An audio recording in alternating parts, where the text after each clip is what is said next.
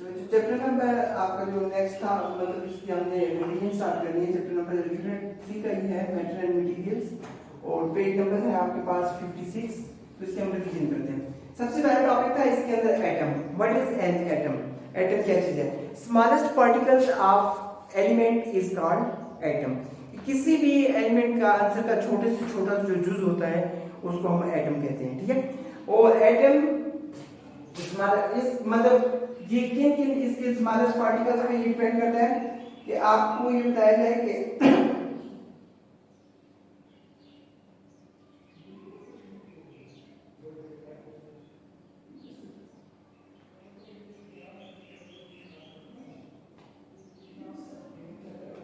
इसके बहुत ही very small fundamental particles होते हैं, very small fundamental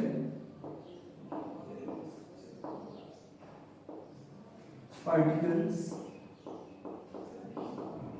very small fundamental particles होते हैं। इनको बच्चों कहते हैं, these are three,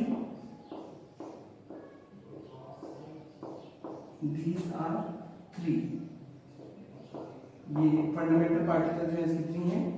number 1 is electron, number 2 is proton, number 3 is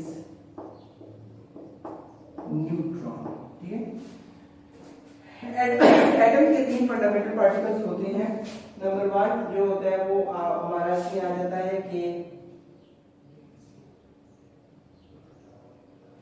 number 1 जो होता है जी वो इसके स्मॉल एटम, सबसे पहली बात ये smallest particles of an elements होता है।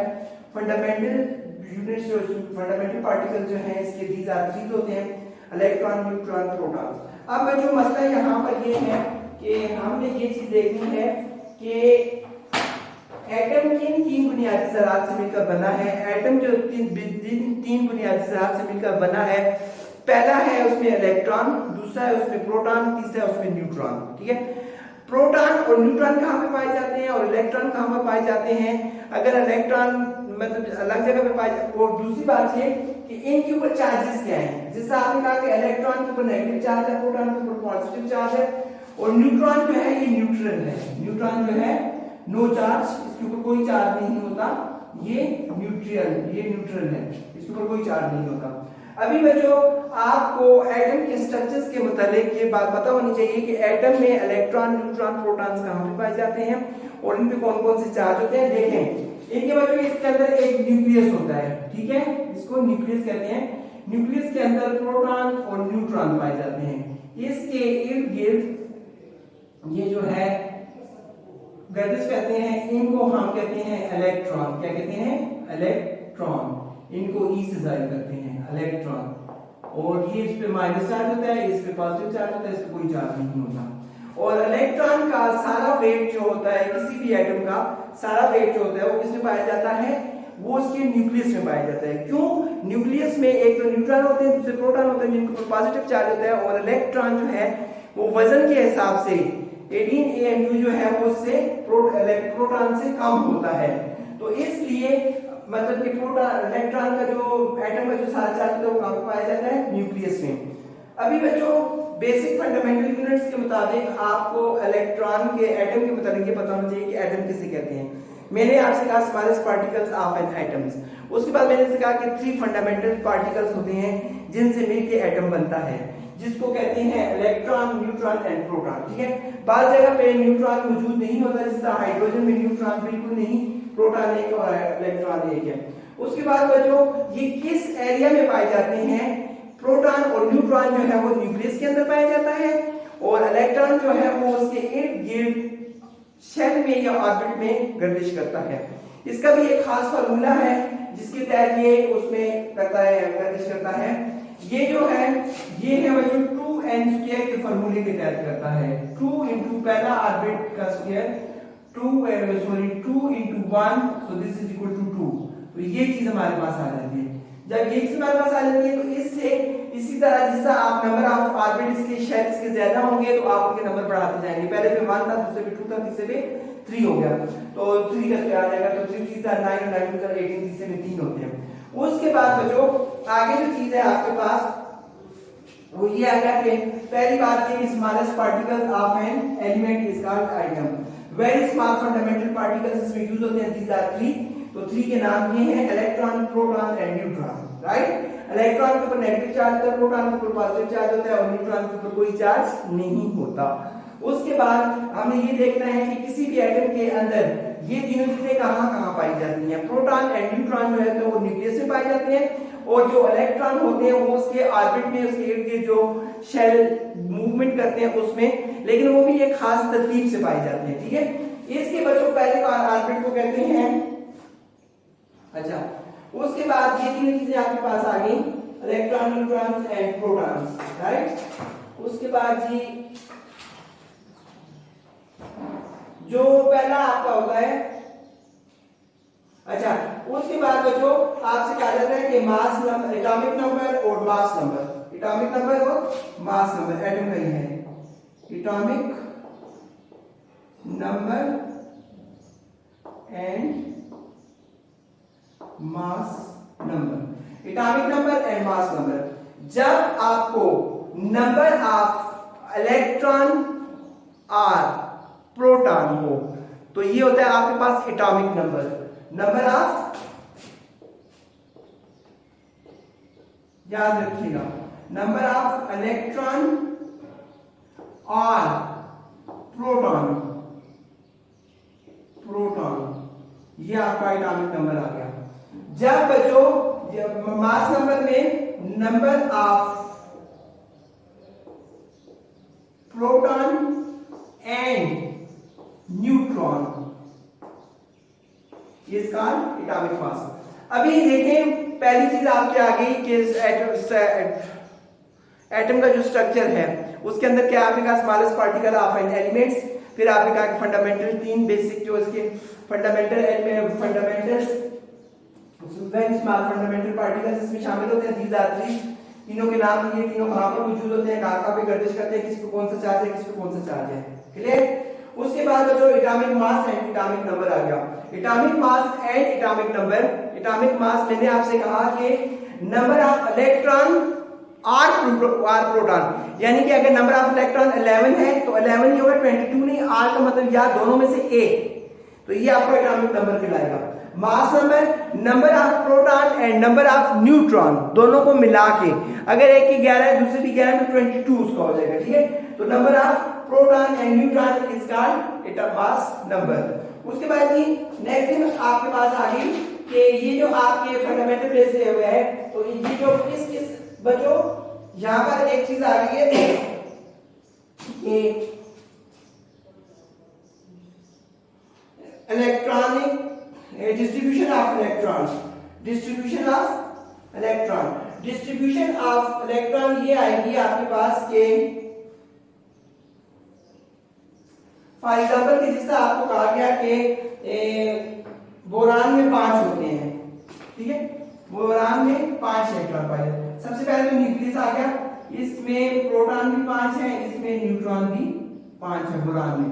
तो इलेक्ट्रॉन की बारी आ गई बच्चों, इलेक्ट्रॉन की पहली शेल में कितने होते हैं, 2, राइट, और दूसरे में भी कितने होंगे, 3, तो ये 5 में बांध जाते हैं, राइट। वैसे दूसरे में जो फार्मूला है उसके मुताबिक 8 होते हैं, लेकिन हमारे टोटल 5 थे, पहले हमने 2 किए, दूसरे में 2, 3, 5 हो गए हमारे पास। तो ये इलेक्ट्रॉनिक कॉन्फ़िगरेशन को अगर देखा जाए तो इलेक्ट्रॉनिक कॉन्फ़िगरेशन के हिसाब से आपके जो ये शेल है, मतलब नंबर ऑफ ऑर्बिट है, इनको KLM,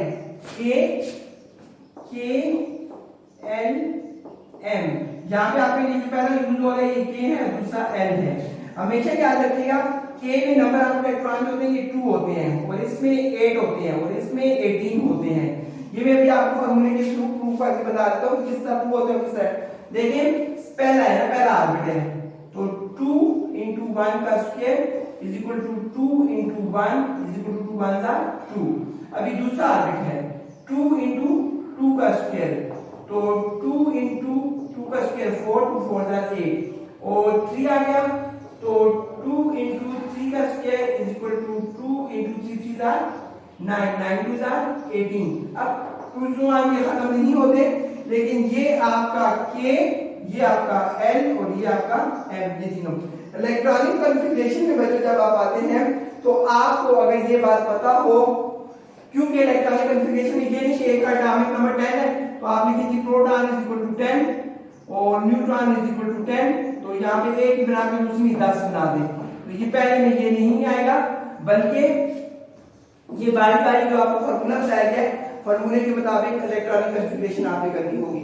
मैंने उस दिन भी आपको पेज नंबर 59 जो है वो होमवर्क दिया था कि आपने घर में बैठ कर करना, तो मैं दोबारा आपसे ये बात कहूंगा कि पेज नंबर 59 पे जो शेल्स बने हुए जो इनके इलेक्ट्रॉनिक कॉन्फ़िगरेशन हुई है, तो आपने उस सारे को दोबारा रिपीट करना है, तो इससे आपके इलेक्ट्रॉनिक कॉन्फ़िगरेशन कंप्लीट हो जाएंगी।